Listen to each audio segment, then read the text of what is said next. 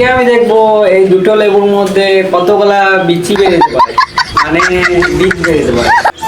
তারপর আমি লেবুগুলা কাটতে লাগলাম। তো লেবুগুলা অনেক সবুজ আর অনেক বড় বড়। তো লেবুগুলা কাটতে গিয়ে আমার চোখে পেয়ে গেল একটু।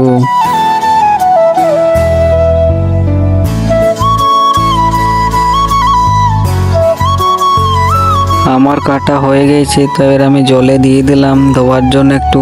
তারপর আমি ধুয়ে নিলাম। তারপর আমি কাটতে লাগলাম ছোট ছোট করে বীজগুলা বাই করানোর জন্য।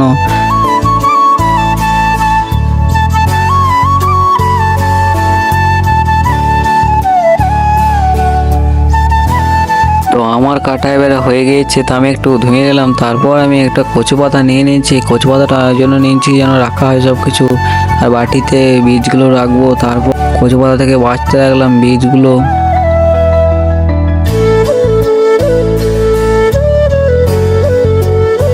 আমার বীজ বাছা হয়ে গেছে, তো এবারে দেখবো কতগুলো বীজ বেরিয়েছে। তো বীজ 22টা মতন বেরিয়েছে আর 5-6টা পড়ে গেছে। তো লেবুটা আমি মাখিয়ে খেয়ে নিলাম।